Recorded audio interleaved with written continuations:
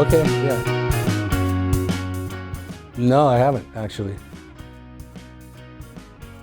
In 1993, we did a Plan B Star Wars series. Artwork was done by a guy named Sean Coons, pretty amazing, legendary artist. Rick Howard, Mike Carroll, the Sheffey board, Duffy, Rodney, and myself. So we just decided to issue the collection. We're only going to do 100 of these. Every board was hand-signed by each of the guys that have the pro models, and pretty dope. One for one, exactly. Like, I spent quite a bit of time. There's only like 2 people I found in the world that had the whole collection, and one guy was super cool about it. Flew him down from Santa Cruz. I took him to Paul Schmidt's factory and literally replicated one board at a time identically to what they were originally, even down to the concaves. Very detailed project, you know, to get it right. Pretty stoked at the way it turned out. Rick, Mike, and I always got along, but I'd see the interactions with Mike Carroll, and like if it was with Jake Rosenberg, occasionally with Mike Ternansky, they would have some little tiffs or whatever, but Mike was, yeah, he was pretty good about, you know, like speaking his mind and shutting down when he was frustrated with things. If somebody's not filming the right way or something, he's just like, fuck this, I'm out. I don't want to skate today because whatever, my shoelaces aren't tied right or something, you know, like, you know, little details like that. When I got on H Street, it was just like a couple of my friends I grew up with. It's like Matt Hensley, Steve Ortega, and a couple of friends from my hometown. Matt and I used to skate for Vision together. I had a chance to go skate for Powell or H Street when H Street first started. As a kid, like Powell Peralta, you know, like how could I turn that down? I quit Vision to jump on Powell. It's because Vision left me in Las Vegas when I was like 13 years old. Like literally left me. I'm at this contest and it's getting dark, and Mike Ternansky walks up and is like, hey, what, are you okay? And I'm like, I don't know what to do. Like, you know, we didn't have cell phones in this era. I didn't have any money. And I was like literally just so young. And so Mike was like, I got your back. I'll fly you back to San Diego. So that's how I met Mike.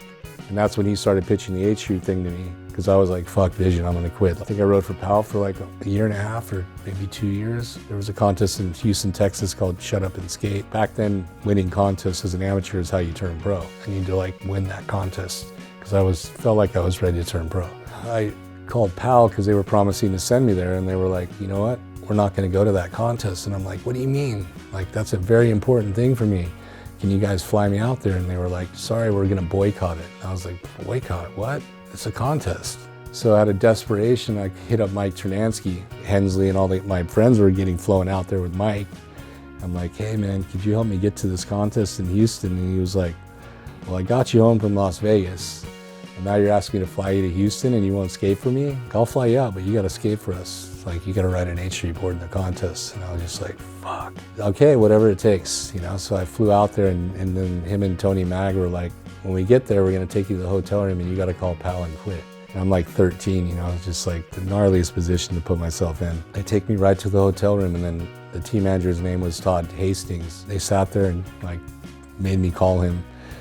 And I was like, you know, I got a flight out here from my friends that own H Street, and I think I'm gonna quit Powell or the Bones Brigade. He made me say it like 5 times in a row. Like, you're gonna quit the Bones Brigade? You tell me you wanna quit the Bones Brigade. And I'm like, I quit the Bones Brigade, I quit the Bones Brigade. I made a commitment to these guys, and I just feel like I gotta follow through with my word. I had so much pressure in my mind, like if I fuck this up and I just quit Powell, I'm gonna feel pretty stupid. That weekend I won the contest. Shortly after, like, the H Street video Shackle Me Not came out, and then I turned pro and I had a board come out. And I was on the team with all my friends from my hometown. You know, like, it was very small when I got on. It was just like all the homies that I grew up with, and then eventually they started doing these deals with all the shops and like putting on like these shop-sponsored kids. Wherever I'd show up, there'd be a kid that's like, oh, I skate for H Street too, and I skate. I'm like, who are these guys? At a certain point, I kept telling Mike, if this keeps going like this, I would rather ride for a small team. And he's like, well, let's do something new soon. And I was like, okay, well, when's that? Like, that was like the idea of starting Plan B. He's like, I can't do it right now, but if we do it, let's do it with Rocco. Go over and do something with Rocco, which I did, which was Blind. Not let me get too far away, because he was gonna eventually come over, but it took a little while to get Mike in a position where he could do it. And I loved skating for Blind, like being on team with Mark and Jason, and then I traveled a lot with Spike back then too. But to have that like little tight crew like that, and those guys are so fucking cool to hang out with, funny, and just interesting, you know, like some of the trips I'd go on were just like amazing. Going through that and making those decisions, I didn't know if I was making the right or wrong decisions, but looking back, I think I did navigate correctly. I think it gave World Industries some clout. It only enhanced, you know, the power of World Industries and Steve Rocco. Jason Lee wasn't maybe that stoked. He used to like make fun of the 8th Street mentality or, you know, whatever. I don't think he was that fond of Mike Chernansky back then. Like, oh, we're gonna go Benihana's and like, example, like making fun of that. But dude, we were kids like, fuck, if we make this trick, you're gonna take us out to dinner? Like, I'm gonna make this shit happen. Going to Benihana's was like who wouldn't want to go?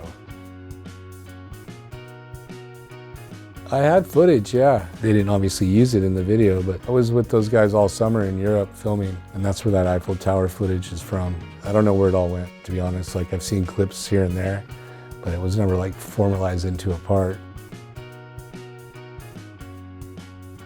I used to hang with Rudy a lot when we were young, because we both like were into metal and guitars and cars, and like we just kind of like similar interests. I clicked with Rudy like from the first time I met him.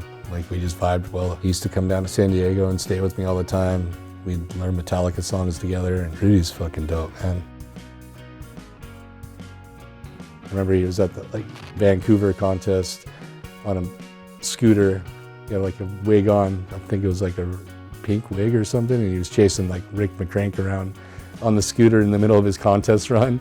They're like telling him to get off the course, and he just kept going and chasing Rick around. And like, he did that in Germany too. In Vancouver, there was a bar we ended up in one night. The bouncers are trying to kick Sheffey out, and Sheffey like threw the bouncers out of the bar. I watched him throw this one bouncer like halfway across the club, and then Sheffey's out in the middle of the street calling out all the bouncers, you know, and none of them wanted to come out the street.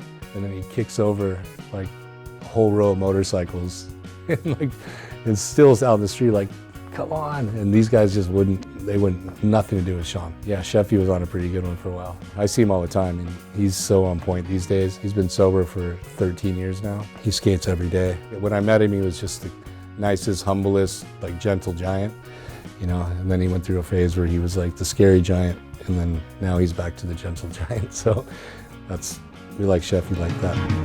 Glad to see you. I had a funny dream and you were wearing funny shoes.